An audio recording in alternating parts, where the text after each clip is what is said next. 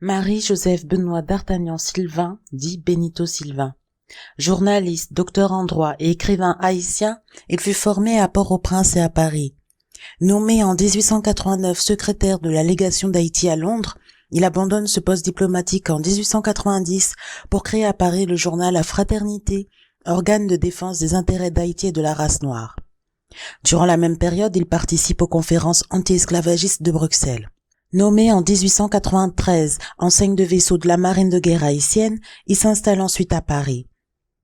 Depuis son poste de président du comité oriental africain de la Société d'ethnologie, il suit la victoire de l'Éthiopie de l'empereur Ménélik II contre les Italiens à Adwa en 1896. En janvier 1897, il entreprend un périple au péril de sa vie pour rejoindre l'Éthiopie afin d'exposer en audience devant l'empereur Ménélik II la situation d'Haïti et des Noirs en Amérique. Devenu son aide de camp, il tente de rapprocher Haïti, le Libéria et l'Éthiopie, les trois premiers États indépendants, pour constituer une coalition politique. En 1900, il est délégué de l'Éthiopie et d'Haïti à la conférence panafricaine qu'il co-organise avec Henry Sylvester Williams et Anténor Firmin. En 1901, il publie un livre intitulé « Du sort des indigènes dans les colonies d'exploitation » qui était à l'origine sa thèse de doctorat en droit présentée en 1899 à la faculté de Paris. C'est un ouvrage fondamental à la compréhension des origines du mouvement panafricain.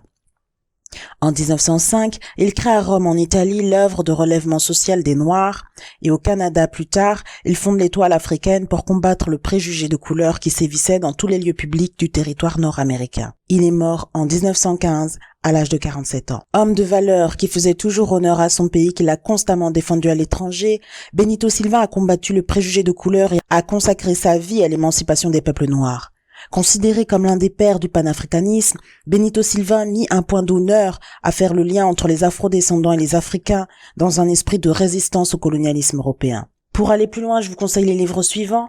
Africa Unite, une histoire du panafricanisme d'Hamza Boukari Yabara.